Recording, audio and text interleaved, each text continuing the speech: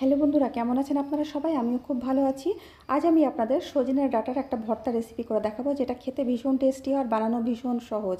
আমি রেশমিখানায় আপনাদের সবাইকে স্বাগত জানাই।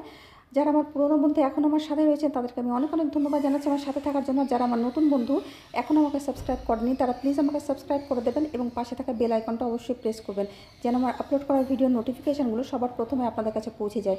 আর এই ভিডিওটা আমি আপনাদের সবাইকে প্রথম থেকে শেষ অবধি দেখার জন্য অনুরোধ করছি। নিত্য নতুন রেসিপি দেখার জন্য আমার চ্যানেলটাকে অবশ্যই সাবস্ক্রাইব করে দেবেন। তো দেখুন, সজনের ডাঁটার ভর্তা করার জন্য আমি একেবারে টাটকা টাটকা সজনের ডাঁটা আমি দেখুন পাড়ার জন্য বিশুকে গাছে উঠিয়ে দিয়েছি। আমি এখন মায়ের বাড়িতে আছি, আর মায়ের বাড়িতে বাড়ির ভেতরেই কিন্তু একটা সজনের গাছ। তো একদম টাটকা টাটকা সজনে দেখুন বিশু আমাকে পেরে দিল বেশ অনেকটা সজনে। আর এই টাটকা সজনে দিয়েই কিন্তু আজ আমি ভর্তা করব। টাটকা সজনে এমনিতেই কিন্তু খেতে ভীষণ টেস্টি হয়, আর এই ডাঁটাগুলো একটু মোটা হয়ে গেছে তাই এগুলো ঝোলে ভালো লাগে না, এগুলো কিন্তু ভর্তাতেই ভালো লাগে। তো আমি কিছুটা পরিমাণে আমি ডাঁটা নিয়েছি, এরকম মোটা মোটা ডাঁটা দেখুন আমি নিয়েছি। নিয়ে এরকম বড় বড়ভাবে টুকরো করে আমি কেটে নিলাম, একদম বড় বড় টুকরো করে আমি কেটে নিলাম। কেটে নিয়ে সমস্ত ডাঁটাগুলো একই রকমভাবে কেটে নেব। কেটে নিয়ে তারপরে ডাঁটাগুলোকে খুব ভালো করে জল দিয়ে পরিষ্কার করে ধুয়ে নিলাম। ধুয়ে নিয়ে এবার আমি ডাঁটাগুলোকে প্রেশার কুকারের মধ্যে দিয়ে দেবো। প্রেশার কুকারের মধ্যে দিয়ে পরিমাণ মতন জল দিয়ে তারপরে আমি ঢাকনা দিয়ে একটা মাত্র সিটি দেবো। একটা সিটি দিলেই কিন্তু যেহেতু টাটকা সজনে ডাঁটা একেবারে সেদ্ধ হয়ে যাবে। আপনারা ইচ্ছা করলে কিন্তু কড়াইয়ের মধ্যে দিয়েও সেদ্ধ করে নিতে পারেন। আমি তাড়াতাড়ির জন্য প্রেশারে আমি সেদ্ধ করে নিলাম। তো সেদ্ধ করার পরে দেখুন ডাঁটাগুলো খুব সুন্দরভাবে সেদ্ধ হয়ে গেছে। এবার আমি এর ভেতরে যে শাঁসটা আছে সেই শাঁসটা আমি বার করে নেব। তো আমার ডাঁটাগুলো বেশি মোটা হয়ে গেছে বলে আমি এর বিচিগুলো ফেলে দিয়েছিলাম।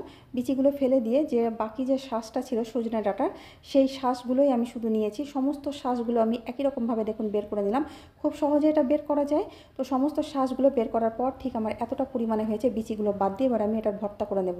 ভর্তা করার জন্য একটা কড়াই দেখুন আমি অল্প পরিমাণে তেল দিয়েছি। আমি তেলের পরিমাণটা একটু কম খাই, আপনারা ইচ্ছা করলে কিন্তু এর থেকে একটু বেশি পরিমাণে তেল দিয়ে ভর্তাটা করে নিতে পারেন। তো আমি একটু তেল কম খাই বলে আমি তেলটা একটু কম দিয়েছি। তো তেলটা গরম হয়ে যাওয়ার পরে এক মুঠো দিয়ে দিলাম পেঁয়াজ কুচি। আমি মিডিয়াম সাইজের একটা পেঁয়াজ দিয়েছি। পেঁয়াজটাকে একটু নাড়াচাড়া করে নিয়ে দিয়ে দিলাম 1 চামচ রসুন কুচি, আর 1 চামচ দিয়ে দিলাম কাঁচা লঙ্কা কুচি।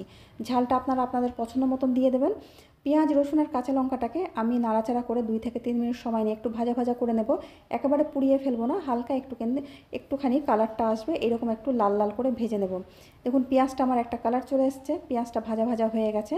এবার এর মধ্যে যে আমি শাঁসটা বার করে রেখেছি সজনে ডাঁটার, সেই শাঁসটা আমি দিয়ে দিলাম। তো ভর্তাটা খুব কম পরিমাণে হয়, কিন্তু অল্প একটু ভর্তা দিয়ে কিন্তু এক থালা ভাত খেয়ে নেওয়া যায়। একটু নাড়াচাড়া করে নিয়ে এবার আমি দিয়ে দিচ্ছি পরিমাণ মতো নুন, আর সামান্য একটুখানি হলুদ গুঁড়ো দিয়ে দেবো।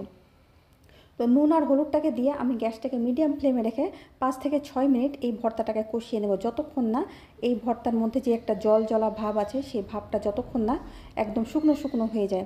এই ভর্তাটা যতটা শুকাবেন ততটাই কিন্তু টেস্ট লাগে। আগেই বলেছি তেলটা আপনারা একটু বাড়িয়ে নিতে পারেন। তো আমি প্রায় 5 থেকে 6 মিনিট ভর্তাটাকে আমি কষাতে কষাতে দেখুন ঠিক এরকম শুকনো শুকনো হয়ে এসছে। তো যতটা শুকনো হবে ততই কিন্তু বেশি ভালো লাগে খেতে, আর ভর্তার পরিমাণটাও দেখুন কতটা কমে এসছে। তো যখন শুকনো শুকনো হয়ে যাবে তখন আমি এর মধ্যে দিয়ে দেবো হালকা করে একটু মিষ্টি, কারণ আমার একটু মিষ্টি মিষ্টি ভাব ভালো লাগে। আপনারা যদি শুধু ঝাল খেতে চান ঝাল দেবেন, কিন্তু আমার ভর্তা একটু ঝাল মিষ্টি একটু ভালো লাগে, তাই আমি সামান্য একটু চিনি দিয়ে দিলাম। চিনিটা দিয়ে আর একটু নাড়াচাড়া করে ভর্তাটা আমার একেবারে রেডি হয়ে গেছে। এবার আমি সার্ভ করে নেব। তো সার্ভ করার জন্য আমি একটা প্লেটে এইভাবে তুলে নিচ্ছি।